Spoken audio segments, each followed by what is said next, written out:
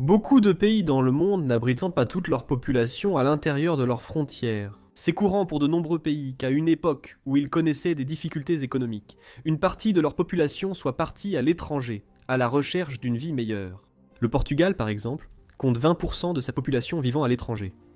Ce chiffre est encore plus élevé en Bosnie, avec 43%, ou en Albanie, avec 38%. Dans le cas du Portugal, bien qu'il y ait une forte concentration de ces personnes en France, au Luxembourg et en Suisse, elles sont assez réparties à travers le monde et ne vivent pas immédiatement à côté du Portugal. Dans ce cas, elles ne pourraient vivre qu'en Espagne. Cependant, pour certains pays, leurs populations à l'étranger ne sont pas réparties dans le monde entier. La Hongrie existe aujourd'hui ici en Europe avec ses frontières. Cependant, une bonne partie des Hongrois vit en dehors de ces frontières. Ce n'est pas un pourcentage énorme ou particulièrement significatif de leur population. Seulement 6% des Hongrois vivent en dehors de la Hongrie. Mais pourquoi ce cas est-il pertinent ou intéressant? Alors que les diasporas portugaises, albanaises ou bosniaques sont dispersées dans le monde, presque tous les Hongrois vivant à l'étranger vivent juste de l'autre côté des frontières actuelles de la Hongrie. Pourquoi?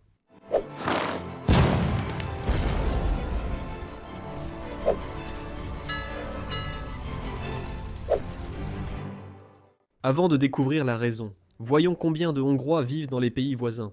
Plus d'1 million vivent en Roumanie, soit environ 5 à 6% de la population roumaine. Environ 450 000 vivent en Slovaquie, soit plus de 8% de la population totale de ce pays. 184 000 vivent en Serbie, ce qui représente 2 à 3% de la population totale. Et ensuite 94 000 en Autriche, 10 000 en Croatie, 10 000 en Slovénie. Et il y avait autrefois 150 000 en Ukraine. On ne sait pas combien il en reste aujourd'hui. Les dernières données disponibles datent de 2001. Ne vous méprenez pas. Il existe aussi une diaspora hongroise plus large dans le monde, composée de personnes aux origines hongroises plus lointaines, comme aux États-Unis, où plus d'1,5 million de personnes peuvent faire remonter leurs origines à des migrants hongrois. La différence pour ceux que nous avons mentionnés en premier, c'est qu'ils n'étaient pas des migrants. C'étaient des personnes qui vivaient à l'intérieur de ce qui était la Hongrie à l'époque. Et puis soudainement, ce n'était plus le cas. La Hongrie occupe le bassin des Carpates depuis l'arrivée des Magyars d'Asie il y a des siècles. J'ai réalisé une vidéo sur son évolution territoriale. Le lien sera en description. Je vais juste en parler brièvement ici. Il y a eu des périodes d'instabilité, avec des invasions mongoles entre-temps, mais le royaume hongrois s'est rapidement imposé et a établi sa domination sur cette région générale, qui aujourd'hui inclurait une grande partie, voire la totalité, de la Slovaquie, une partie de l'Ukraine carpatique, la Transylvanie, aujourd'hui en Roumanie, et une partie de la Voïvodine, dans le nord de la Serbie, atteignant même parfois la Croatie. Même la Moldavie et la Valachie ont connu une domination hongroise, mais tous ces pays ont temporairement récupéré d'anciens territoires perdus. Ce n'est pas une raison pour que les populations ethniques restent. Le mot-clé ici est temporaire. Alors que la domination hongroise sur la Valachie, la Moldavie ou la Croatie fut relativement brève, dans la grande perspective de l'histoire, leur domination sur la Carpathie, la Slovaquie et la Transylvanie ne fut pas si courte. Bien qu'ils aient perdu une partie ou la totalité de ces territoires à certains moments au profit des Mongols, des Ottomans ou d'autres nations, ils sont toujours revenus pour les reprendre. Nous pouvons donc comprendre pourquoi il y avait, et il y a encore autant de Hongrois là-bas. Cela a été leur territoire pendant une assez longue période au cours de l'histoire. Les Habsbourg arrivèrent et s'unirent à l'Autriche. Le royaume de Hongrie intégra l'empire des Habsbourg, appelé plus tard Autriche-Hongrie. Et c'est cette union avec leurs voisins de l'Ouest qui a finalement conduit à leur chute.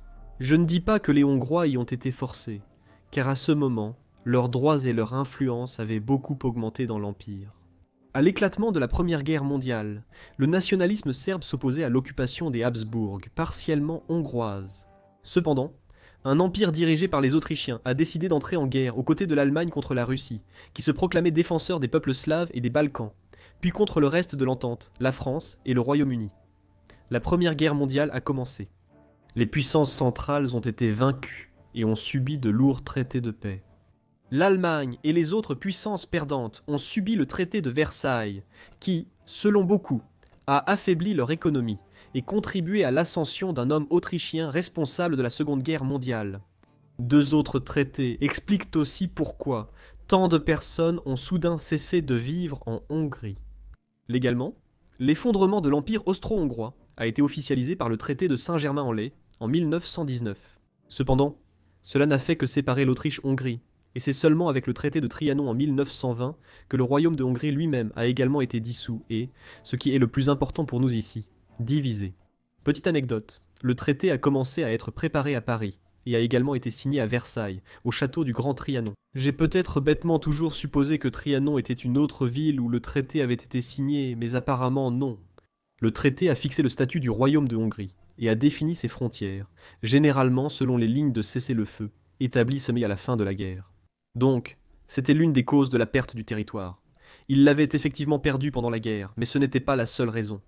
Ce traité a laissé la Hongrie comme un État enclavé, d'une superficie de 93 000 km², soit seulement 28% des 325 000 km², qui constituaient le royaume de Hongrie avant la guerre. Leur population a également été considérablement réduite. Avant la guerre, le royaume comptait près de 21 millions de sujets, et maintenant ce nombre était réduit à 7,6 millions, soit seulement 36% du total précédent. Les 64% restants vivaient dans les territoires récemment perdus par la Hongrie. La plupart des habitants de ces régions n'étaient toutefois pas hongrois. Après le traité, 3,3 millions de Hongrois se sont retrouvés en dehors des nouvelles frontières de la Hongrie. Si l'on ajoute cela aux 7,6 millions à l'intérieur, cela ferait environ 11 millions de personnes. Les 10 millions restants constituaient la majorité, roumains, slovaques, serbes, croates et d'autres groupes. Ainsi, les Hongrois sont maintenant devenus des minorités au sein de ces nouveaux pays voisins, la Roumanie, la Tchécoslovaquie et la Yougoslavie. Et ce statut de minorité des personnes d'origine hongroise dans ces régions est la deuxième grande raison pour laquelle ils les ont perdus, en plus de la perte de terres pendant la guerre. Toi et moi avons exploré tout, des drapeaux aux frontières, en étudiant les pays qui ont façonné le monde. Mais étudier ces pays, c'est une chose. Faire fructifier ton argent dans ces pays, c'en est une autre. Donc, si tu penses à investir, démystifions ces idées reçues avec le sponsor d'aujourd'hui, Mintos. Mythe numéro 1. Les actions sont le seul moyen de faire croître régulièrement tes économies. Eh bien, les actions sont volatiles. Le S&P 500 américain subit de fortes chutes chaque année, et en 2025, il a chuté de près de 19% avant de se redresser. Cela peut être stressant et amener de nombreux investisseurs à faire des erreurs coûteuses et émotionnelles. Mythe numéro 2. Les actifs à revenus fixes sont compliqués. Ils ne sont pas faits pour les investisseurs ordinaires. En réalité, investir dans le revenu fixe est plus simple que vous ne le pensez. Le marché européen des investissements alternatifs de détail a presque doublé en seulement 5 ans. C'est là que Mintos entre en jeu. Mintos est une plateforme facile à utiliser qui vous permet d'investir dans des prêts, des obligations et de l'immobilier en seulement quelques clics. L'objectif est simple, gagner un revenu régulier sans dépendre des hauts et des bas du marché boursier et diversifier votre risque. Les prêts sur Mintos ont offert un rendement net annuel moyen de 8,8% depuis 2015, ce qui est supérieur à un compte d'épargne. Mintos a été fondé en 2014 et compte plus de 700 000 investisseurs à travers l'Europe, gérant plus de 800 millions d'euros d'actifs pour les investisseurs. Investissez dès 50 € avec une gestion automatisée ou gardez le contrôle total. Pour recevoir un bonus de bienvenue exclusif, scannez le code QR ou cliquez sur le lien dans la description. Maintenant que je me rends compte que je veux gagner de l'argent, mais sans tout le stress, je choisis un revenu fixe. Et toi? Commence à investir dès aujourd'hui avec Mintos. À la fin de la Première Guerre mondiale, où les États-Unis jouèrent un rôle clé dans la victoire, le président américain était Woodrow Wilson. Et il a prononcé un discours clé qui exposait, entre autres, l'idée de l'autodétermination de toutes les régions comme fondement d'une paix durable. Les 14 points étaient une déclaration de principe pour la paix, servant de base aux négociations visant à mettre fin à la Première Guerre mondiale. Ils ont été présentés dans le discours de 1918 sur les objectifs de guerre devant le Congrès des États-Unis. Les responsables britanniques et français doutaient de l'application de ces principes, craignant pour leur statut de puissance mondiale, surtout dans leurs empires coloniaux. Après tout, le point 4 stipulait que toutes les revendications coloniales devaient faire l'objet d'un règlement mené dans un esprit d'ouverture et d'impartialité absolue, en se basant sur les intérêts des populations concernées. Cependant, certains points ont été pris en compte et ont influencé les traités de Versailles et de Trianon. Par exemple, le point 4 prévoyait des garanties pour que les armements nationaux soient réduits au minimum compatible avec la sécurité intérieure. Le traité de Trianon a également limité l'armée hongroise à 35 000 hommes, et la marine austro-hongroise a cessé d'exister. Mais l'essentiel pour la Hongrie était le point 10, qui exigeait que les peuples d'Autriche-Hongrie, dont nous voulons préserver la place parmi les nations, bénéficient d'une liberté maximale pour leur développement autonome. Et cela incluait non seulement des pays entiers au sein de l'Empire, comme la Croatie, la Slovénie, mais aussi des parties de pays frontaliers, qui selon Wilson, avaient été occupés par l'Empire, comme la Roumanie ou la Serbie. Le point 9 stipulait également qu'un réajustement des frontières de l'Italie devait être effectué selon des lignes de nationalité clairement reconnues, ce qui affectait non seulement directement une partie de l'ancien empire des Habsbourg lui-même, mais renforçait aussi l'idée que les lignes de nationalité étaient essentielles à ce réajustement des frontières d'après-guerre. Il est tout de même étrange que lors de la dissolution, les Tchèques et les Slovaques aient été réunis dans un même État, plutôt que d'obtenir chacun leur indépendance. Quand la Tchéquie était déjà semi-autonome dans l'Empire, ou lors de l'unification des Slaves en Yougoslavie, cela n'a jamais résolu la question de l'autodétermination. De plus, la répartition des nationalités n'a pas été respectée, et les régions ont été traitées globalement, sans examen détaillé. Par exemple, cette carte ethnique de l'époque nous montre comment des Hongrois majoritaires existaient encore juste à l'extérieur des frontières de la Hongrie. Bien sûr, si l'on regarde la situation région par région, ils étaient minoritaires en Slovaquie et en Roumanie, mais ils étaient aussi majoritaires dans ces petites régions adjacentes à la nouvelle frontière.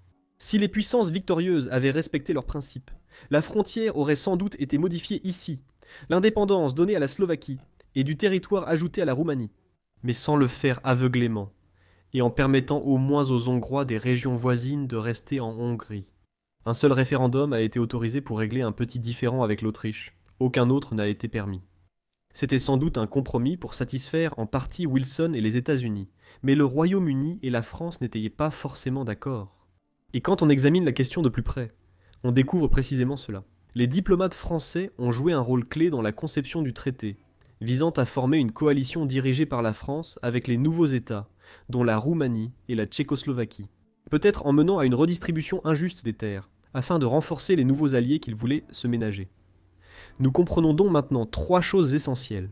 D'abord, comment les Hongrois se sont retrouvés sur ces terres grâce à l'installation et au contrôle durable de l'ancien royaume de Hongrie. Ensuite, comment la Hongrie a perdu ses terres, en tant que puissance vaincue de la Première Guerre mondiale. Enfin, pourquoi les vainqueurs voulaient en ces terres, ayant déjà conquis une partie durant la guerre, car elles souhaitaient mener une politique d'autodétermination appliquée au territoire.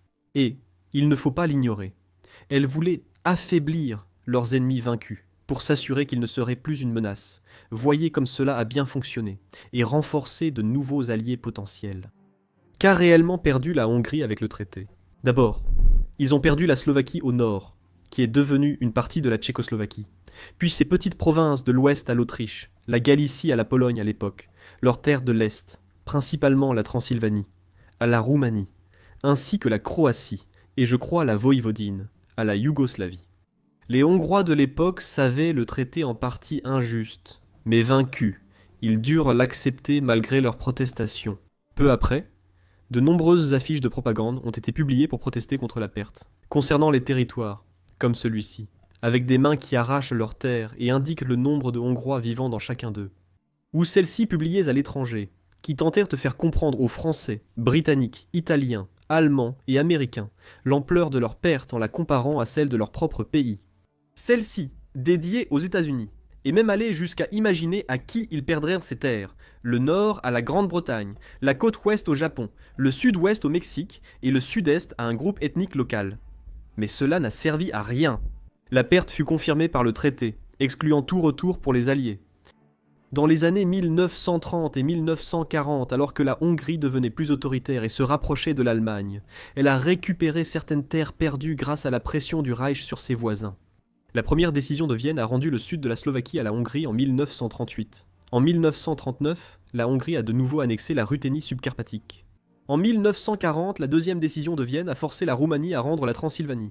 Et en 1941, une partie des anciens territoires yougoslaves a également été récupérée, à l'exception de la Croatie. La Hongrie avait encore mal choisi et s'est retrouvée parmi les perdants de la guerre. Après la défaite des puissances de l'Axe, la Hongrie a été forcée de rendre à nouveau toutes ses terres. Ainsi, elle est revenue aux frontières actuelles qu'elle possède aujourd'hui. Ces décisions et leurs conséquences, bien qu'ayant eu lieu il y a maintenant plus de 100 ans, sont depuis la cause d'un profond ressentiment en Hongrie et ont été reprises comme étendards par de nombreux groupes et figures extrémistes. Les 5 principales communautés de Hongrois de souche vivant à l'étranger aujourd'hui se trouvent dans les territoires perdus: Roumanie, Slovaquie, Serbie, Ukraine et Autriche. Je pense qu'il n'y a que des différends et provocations avec la Roumanie. Avec les autres pays, la Hongrie a des relations amicales. Cependant, leur gouvernement a pris des mesures pour agir en ce sens. Au total, 1,1 million des 4 millions de Hongrois vivant à l'étranger ont obtenu la citoyenneté hongroise. La majorité, soit 700 000, vivent en Roumanie. L'Ukraine a récemment supprimé la double citoyenneté, ce qui a déplu à la Slovaquie, pourtant alliée, qui considère cette loi sur la nationalité hongroise comme une menace pour la sécurité. Depuis 1920, il y a nettement moins de Hongrois là-bas, car beaucoup sont retournés à l'intérieur des frontières hongroises, mais il existe encore d'importantes communautés regroupées, comme on peut le voir sur cette carte en vert clair. Les communautés locales ont parfois des statuts spéciaux, et au minimum, jouissent de tous leurs droits en tant que citoyens. Beaucoup ont créé leurs propres coutumes, comme ceux en Slovaquie, qui arborent ce drapeau. Et même s'ils conservent leur identité hongroise, je crois que la croyance en une réunification avec leur pays commence à s'estomper. Qu'en pensez-vous ? La Hongrie aurait-elle dû garder une partie de ce territoire ? Étant donné qu'ils ne l'ont pas fait, aurait-il du sens d'en rendre une partie aujourd'hui ? Dites-le moi dans les commentaires. Merci d'avoir regardé cette vidéo. Abonnez-vous pour ne pas manquer les prochaines. Et je vous retrouve la prochaine fois pour plus de culture générale.